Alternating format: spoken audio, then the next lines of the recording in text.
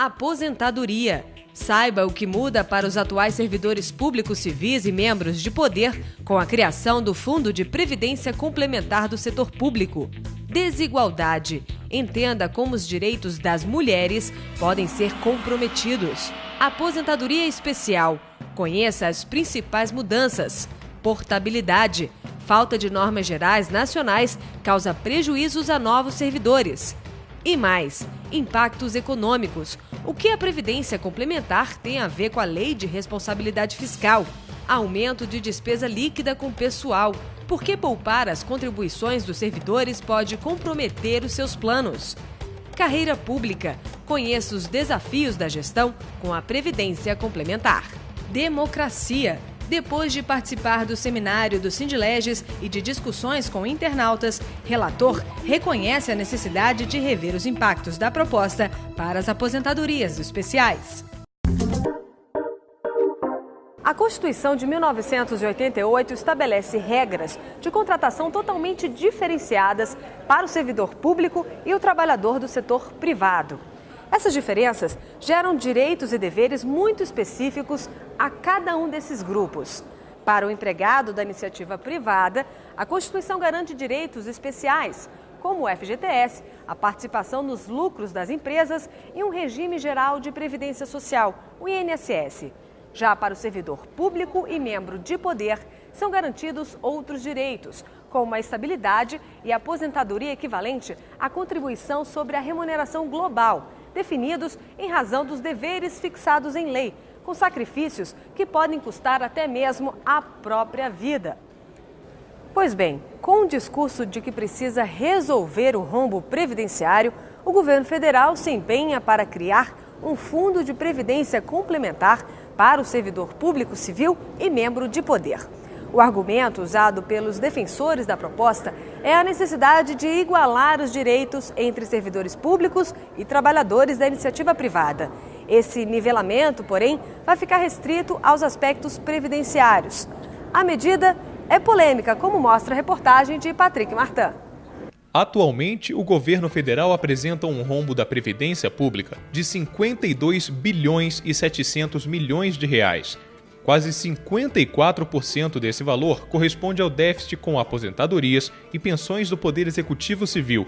Outros 37% representam um rombo causado por reformas e pensões de militares federais, e 5,5% com servidores do Distrito Federal pagos diretamente pela União. Enquanto isso, a soma do déficit previdenciário dos poderes Legislativo e Judiciário, do Ministério Público e do Tribunal de Contas da União não chega a 3%. Esses números, porém, não são revelados à sociedade. Este é o tema do momento e principal para o serviço público. Não só para as carreiras, mas sim para o serviço público, para uma garantia que o Estado continue prestando um serviço de qualidade. O gráfico é claro. 43% do déficit previdenciário do setor público custeado pela União, ou seja, quase a metade, corresponde a um rombo causado por segmentos que não serão afetados pela Previdência Complementar. Os militares federais não contribuem para a reserva, o que corresponde à aposentadoria dos servidores civis. Em 2010, foram gastos 21 bilhões e 400 milhões de reais com esses servidores. A arrecadação das contribuições para pensões foi de apenas 1 bilhão e 800 milhões de reais. Os gastos da União com reformas e pensões dos militares federais apresentaram um déficit de 92% no ano passado. A outra parte considerável do déficit público apresentado pelo governo federal deve-se ao pagamento, pela União, de 2 bilhões e 900 milhões de reais referentes a aposentadorias e pensões de servidores do Distrito Federal, sem que nenhuma contribuição seja recolhida. Em 2003, o Ministério do Planejamento mudou a sistemática adotada desde 1997 e deixou de recolher ao Tesouro Nacional as contribuições previdenciárias desses servidores, o que aumenta o déficit previdenciário do setor público federal. A matéria gera polêmica e vem sendo discutida em processo que tramita no Tribunal de Contas da União. Esse déficit é crescente e cada vez mais influenciará negativamente o resultado da Previdência Central. Enquanto no Executivo Civil, 55% das aposentadorias e pensões são custeadas com as contribuições. No Executivo Militar são apenas 7%. Mais grave ainda é a cobertura integral das aposentadorias e pensões do Distrito Federal com recursos do Tesouro Nacional, o que pressiona o rombo da Previdência Pública Federal. Em contrapartida, o Legislativo, o Judiciário e o Ministério Público da União demonstram equilíbrio nas aposentadorias e pensões, que na maioria é paga com as contribuições previdenciárias. Com a aprovação do PL 1992, esse cenário tende a mudar com a capitalização das contribuições, o que vai exigir um aporte maior de recursos do Tesouro para esses órgãos. Por isso, o Sindileges e outras entidades não aceitam que esses números sejam incluídos no déficit da União para justificar reformas que afetam apenas o servidor público civil federal e membros de poder.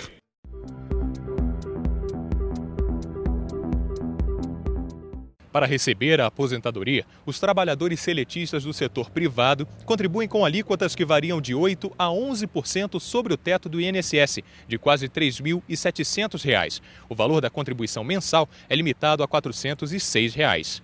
Já no serviço público, as regras são diferentes. Servidores e membros de poder contribuem, no mínimo, com 11% sobre o salário bruto e não têm direito a receber o Fundo de Garantia por Tempo de Serviço, FGTS, quando se aposentam ou deixam o serviço público. A proposta de previdência complementar para o setor público segue na contramão das recomendações da Organização para a Cooperação e Desenvolvimento Econômico, a OCDE, instituição internacional que completa meio século. Para a OCDE, o setor público constitui mais do que um caso à parte e pode-se mesmo dizer que ele necessita de um sistema de aposentadoria especial. As regras que regem a função pública diferem em tudo daquelas que regem as relações entre empregadores e empregados no setor privado. A situação dos funcionários é diferente de outros empregados na medida em que eles exercem autoridade pública com os sacrifícios e obrigações de lealdade que caracterizam essa função.